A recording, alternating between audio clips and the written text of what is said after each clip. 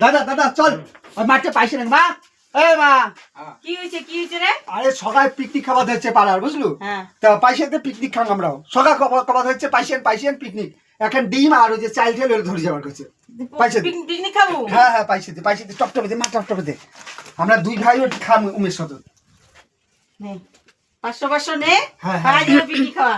মা ঠিক এটা কি করলো তুই? হ্যাঁ কি হয়েছে? তুই দাদা করে পয়সা দিলু কে? না না পয়সা দে না কোনো দাই নাই মুই যদি দেখলুম পয়সা দিলু তুই? পয়সা দে না কোটা পয়সা দে মুই পকেটে ঢুকেলে মুই পয়সা দেখলুম মুই।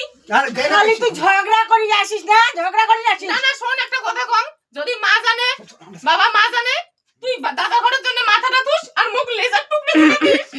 হ্যাঁ বিশা কথা কালকে তুই খাচ্ছিস মাছের নেটু কোটা খালু না নেটু কোটা কেটে আনে তো না তুই মাথা ঠিক বলছিস হ্যাঁ বোন এমন করে তোমরা গুলা খালি ঝগড়া করেন, ঝগড়া করেন খালি তোমরা গুলা। না। তোমরা গুলা ছেলে, তোমরা গুলা তুই বেটা বেশি ভালোবাসিস কয় তোমরা গুলা বিয়ে দিছো কত টাকা বেচে হ্যাঁ, বেচেছো? কত টাকা বেচে? আমার জন্য নাই আমার টাকা করে হ্যাঁ।